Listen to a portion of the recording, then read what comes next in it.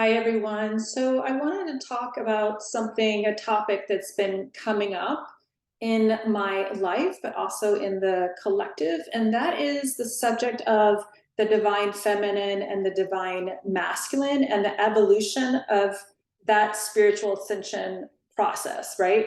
So most of us can acknowledge, are aware of that the divine feminine, people who consider themselves women, are in the lead of that spiritual ascension process, that spiritual awakening, right?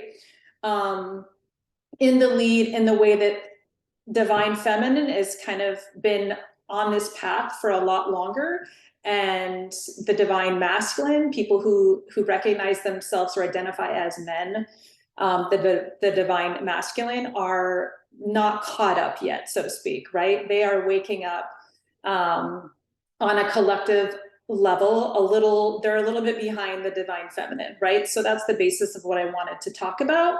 What I've noticed in the conversations that I've seen of women with partners is that the divine feminine is eager to share with their partner, this is how you do things. These are the tools that work for me, and this is how you wake up, right? This is how you develop your consciousness. This is how you evolve. This is how you ascend, etc. Right? That kind of theme. Um, and I wanted to speak to that because it puts the divine feminine in a masculine role, because they are then mothering and smothering in some ways the divine masculine. And it's really interesting process because it takes the divine feminine out of their feminine and puts them in the masculine role of, I know how to do this. Let me show you that, in a very mothering way. This shows up in parenting too, right? You can see this, and especially with single moms. I'm a single mom, so I can speak to that. Um, Moms who are over mothering, or just the mothering energy, is a masculine energy. You're taking care of, you're providing, you're protecting, you're doing, right? That's why moms can get so burnt out if they are working on that side of their energy, their masculine, and not focusing so much on their feminine, and their polarities are a little out of whack. So they can get really tired, and they can get really burnt out, especially if you've got a single mom who's also running a business, right? Like, you've got to manage your energy really well. And especially if you're a single mom, you're doing all the providing and protecting and doing and cooking and cleaning and working and taking care of, right? Um, so that mothering energy is a masculine energy. And so I find it interesting that we've got the divine feminine who, out of the best of their intentions, and they're coming from their heart space, right? They want to, and they have compassion, and they want to teach their partner how to ascend and how to evolve. And, but it's also, um, it can also come from an egoic place, a selfish place, where the divine feminine is, you're not doing enough work. Like, you should see a therapist, or you should see a healer, and you need to change your beliefs, and you need to do this, and you need to do that, right? Which is an emasculating energy. So the divine feminine is putting themselves in a role where they are taking themselves out of that divine feminine energy. They're putting themselves in a more masculine energy by mothering, by overdoing, by trying to tell their partner, this is how it's done, right? In all the ways. And so that's out of alignment, for one. And two, it's emasculating for the men.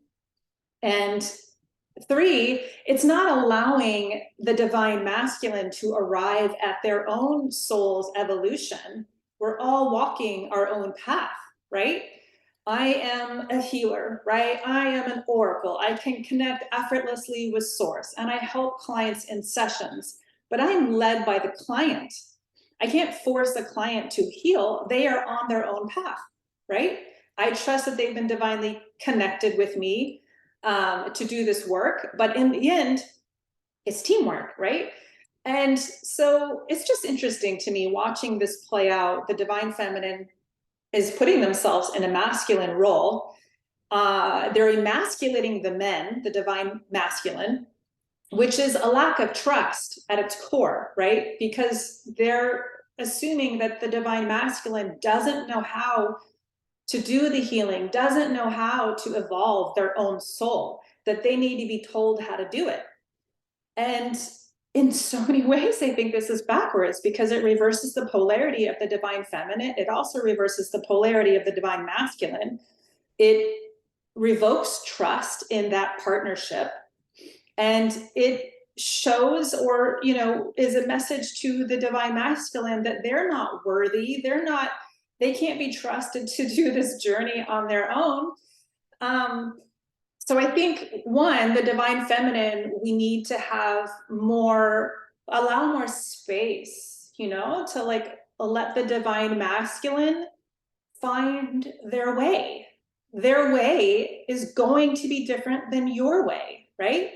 Because we're all walking this path. We're all walking this unique path, and it's unique to each individual. And as women, the divine feminine, we have this way of kind of automatically going into this mothering role, but also we have this, we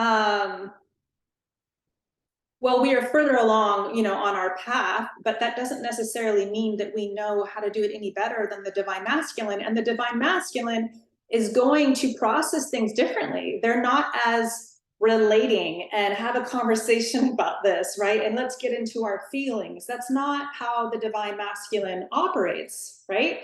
So I think for me, when I'm observing this play out, I think the divine feminine rather, needs to allow space for the divine masculine to come into their own. The divine feminine, if you have a partner and you're divine feminine, I think my recommendations would be to show your divine masculine what has worked for you, and you be the lighthouse, the beacon, right? You radiate, you are just modeling your frequency change, your high vibrational stature, your high vibrational way of being in the world. Really, it's just about modeling, right? And you invite the divine masculine to meet you there, but it isn't about, this is how you do it. You need to go to therapy. You're not doing enough work. You're not doing it right. You need to do it this way, right? That's emasculating. And that is a lack of trust toward the divine masculine, not allowing them, not giving them the space to arrive at their place on their own.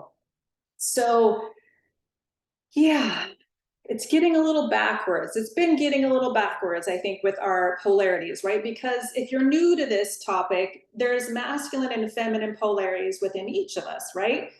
And so arriving at a good, yummy balance for each of us is where we want to be, right?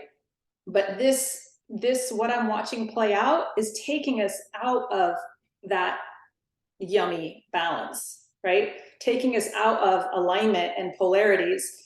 And the divine masculine is going to arrive on his path, his unique way of walking his path in a way that works for him, in a way that his soul knows how he is going to be led in the way that works for him, right? So just wanted to get on my soapbox a little bit and share this. And I'm curious to hear what your comments are. If you're a divine masculine, you identify that way. I'm curious what your perspective is, as well as the divine feminine. You can rest, right? You can trust, you can relax, you can lean back and trust that if your divine masculine is in a space where he is wanting to do the work, right? Where he's wanting to evolve, then you can trust that he knows how to do that. He knows how to get there, right? And we don't need to micromanage that, right? So that's as much as I'll say on that. I'm curious to hear from you all, what your comments are on that, what your process has been, whether you identify as a divine feminine or divine masculine. Leave a comment. I would love to have a conversation around this.